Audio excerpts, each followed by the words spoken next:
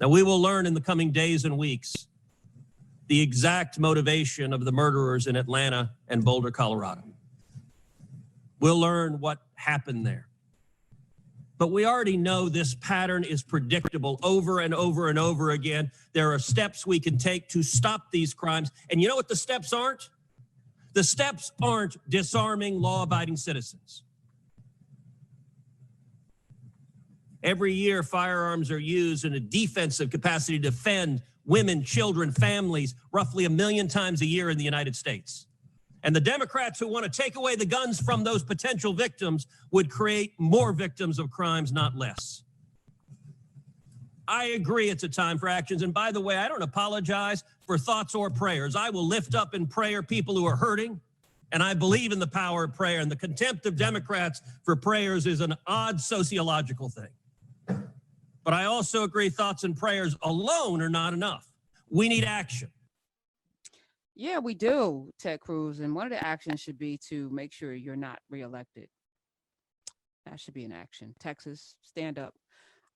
Because, you know, he has right things said, heart completely black and wrong.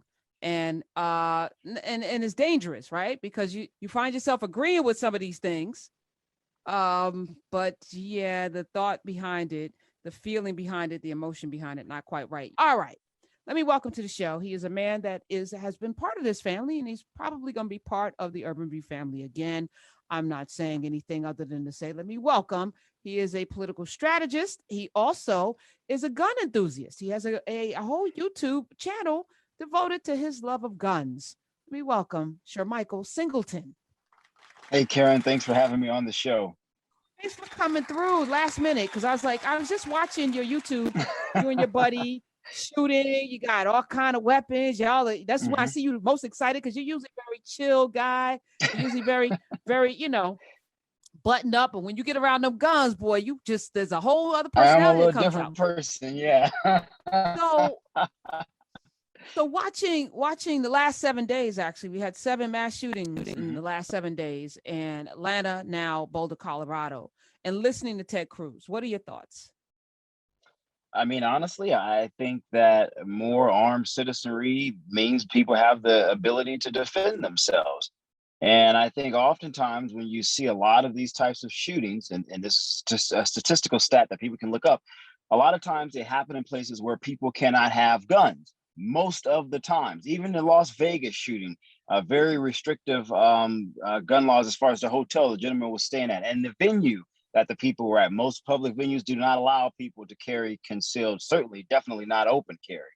And so you think about people who are wanting to commit some type of a mass crime or commit that type of harm against a lot of people.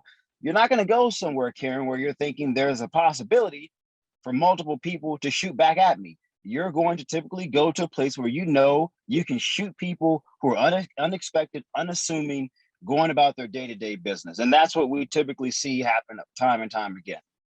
So movie theaters, schools, open places. So your solution They don't go to a gun store. They're not going to gun stores, Karen. So you're saying everyone's... Wait, hold on, Shermichael, because we don't agree on this, but it's fine, because I think these airwaves allow for us to have discourse. So you think everyone should be armed? Everybody should be armed. Teachers, everybody. I think with the proper training, and again, keyword proper training, right? I'm not just saying someone should just get a gun with no type of training or situational awareness at all. That's key, that's critical. I shoot a lot of guns every single day. And I can tell you that having training, going through tactical type of situations where you're in a scenario where a person may shoot back, and typically this isn't what live rounds, of course, but it at least prepares you for how to properly respond in a live situation where you may kill someone. That's key. That's critical. And so with that type of training, I absolutely think people should be able to carry, even teachers, if they go through that type of proper training. What are your thoughts on these assault rifles? I do not believe in banning AR-15s. I have more than one AR-15. And from my vantage point as an African-American, I believe that puts Black gun owners at a disadvantage when you compare us to white gun owners, because the overwhelming majority of AR-15s currently owned in this country are owned by individuals who do not look like us. And so if the argument is that Black people are somehow this marginalized group of people where it's easy for violence to be committed against us, why in the heck would I not want to be on equal playing field as other people who can outshoot me? That just defies all logic to me. So no, I am not in support of banning AR-15s, Karen. So your solution to Aurora, Columbine, Atlanta, yesterday, Colorado, Boulder, the school in Connecticut with the 6-year-olds, is for more people to get guns and for more people to have access to assault rifles. Well, I think it's a combination of things, Karen. I think people should have guns. I think people should seek out the proper training.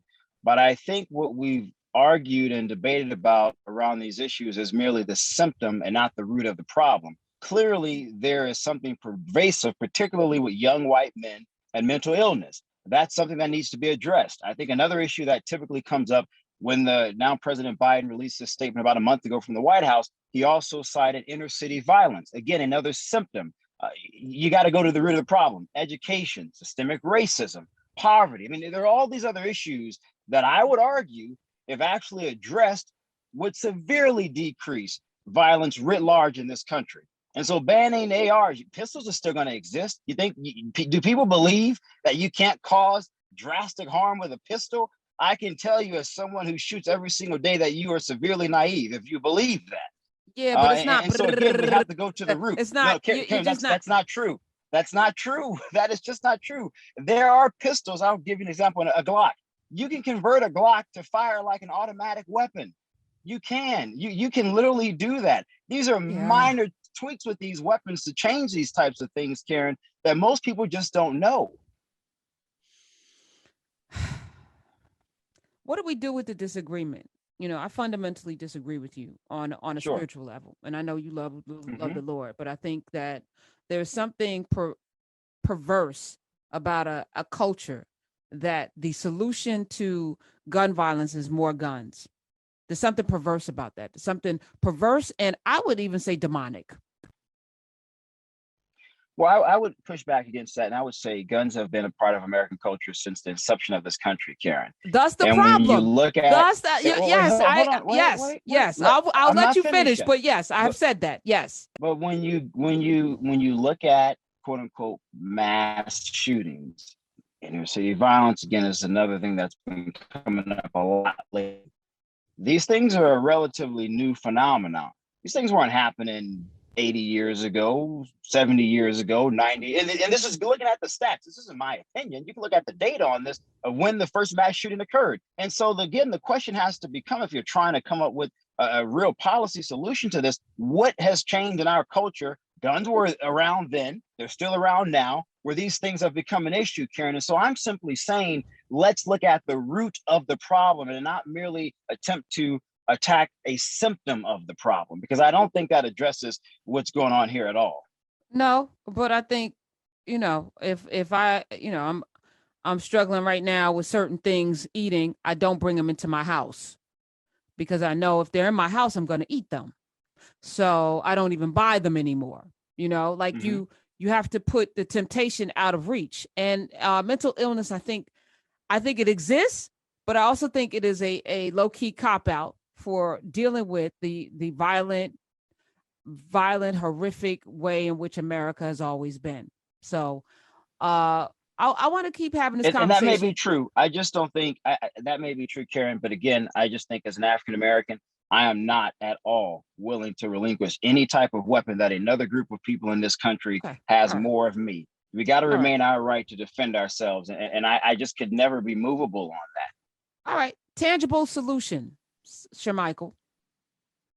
Tangible, something that can get done. That's possible. Yes. I would actually say, look at the Grassley-Cruz bill. You actually had some Democrats in the Senate who actually voted for that legislation. I think 10 or more. It was a bipartisan piece of legislation. I think that is something to potentially go back to and look at. What was in there? What was in the Grassley? So one of the restrictions, or whatnot, I don't want to say restrictions, but one of the enhancements were to expand the NICS system. So if people aren't familiar with NICS, anytime you go to purchase a weapon at an FFL, which is essentially a gun store, you have to go through a background check. So what they wanted to do was add, in addition to just a regular background check, enhance it to the FBI system, but also enhance it to where it would showcase if a weapon was stolen, right? So sometimes a lot of people will go to a gun shop and say, hey, I want to sell this weapon and buy something else, or I just want to sell it and get the money. Well, what they wanted to do is say, well, wait a minute here, we need to know, where did this weapon come from? We want to make this more expansive. I think that would have been Common beneficial. With this particular guy, we do know that he did have a previous incident with law enforcement. If you were to expand the system, in theory, ideally, you would have seen through the FBI's national database that this guy had a previous incident with law enforcement, which then in turn would have given that gun shop the right to say, we're going to refuse sale here. We can't sell you this weapon. You can't pass the background check. And so I think, that's a possible solution, but I don't think that there will ever be agreement on banning certain types of weapons between Republicans and Democrats. I just don't foresee that happening. And I think even Democrats, Karen, who represent purple states, they're not going to vote for that, because they have people in those states who are Democrats, who have weapons, who do not believe in restricting AR-15s and other forms of semi-automatic weapons. Well, I look forward to you having this kind of discourse on these airwaves on Channel 126 in the near future, Shermichael Singleton. We shall see how things shake out. And thank you for pulling over and joining us today in this conversation, but we're going to keep having it because... Thank you so much, Karen. And I know it's a tough one. I know it's hard. I know a lot of people are going to disagree. And look, I'm not like some crazy guy, Karen. I do believe we got to figure this out. I was texting with a friend who has almost 1 million followers on YouTube, a gun channel. And I told him, I said, man, we got to figure this out. I don't know what that looks like, but there has to be some type of middle ground where at least most people are happy. I don't know what that's going to look like legislatively, Karen, but I'm at least open to that debate, as long as I don't feel my rights are being restricted any more than I want the rights and freedoms and lives of other people being restricted. And I think it's important to note that key point. What? Okay. What do you get out of firing a weapon like that? The assault rifles. So why do I shoot guns? Yeah. Why? Yeah. What is? So what is I it? ended up shooting. So most people don't know this. I actually used to compete competitively, like shooting guns, like in competitions. And so that's how I ended up expanding my knowledge and just overall just enjoyment of shooting guns from the competitive space, doing some IDPA stuff, starting to get into 3-gun competitions, which is from pistol, shotgun, then rifle. It's just really, really fun, the competitive nature of it. And I've had some people say, well, that's great. I get the sport, and maybe you should just leave those weapons in the sporting element. Again, I don't particularly agree with that either. But that's how my knowledge, Karen, of firearms really expanded. As someone who grew up shooting in the South, getting older, getting into the competition stuff, and then just wanting to expand that knowledge, particularly the more Black people as possible, as we have a long storied history in this country of owning guns for a lot of reasons. And I don't want to get into, a lot of the restrictive reasons for why certain gun laws did come into existence, but I will say it was not to the favor of Black people. So again, Karen, listen, guns and marijuana, the legalization of marijuana was because Black people, drugs, Black people. It's most laws are a response to Black people having rights. So I'm completely in agreement. But if I told you today, Shermichael Singleton, that your inability to have an AR-15 means 1,000 more people get to live next year, would you give up? Yeah, but you're right. Would you give it? Just a simple question. But Karen, I don't plan on going out and shooting. On. If I told you that, would you give it up? Because I'm talking about something right now. If you're giving up this weapon means 1,000 more people get to live. I don't know if that's the case, but if that is the case, would you give it up? I think that's a false dichotomy. I truly think that question in and of itself is a false dichotomy. It's a simple answer. Because Karen, you would have to. Then Karen, you might as well get rid of every single weapon. Get rid of pistols, shotguns, rifles. Get rid of every weapon. All right, let's do it. If it means 1,000 more people, I would be willing to do that. If it means more people get to live, I would do it. I would never agree or relinquish my right to defend myself as a minority in a country that has a history of violence against people who look like me. I would never do that, Karen. And I would never advise anybody who look like us to do that. It is not in our interest.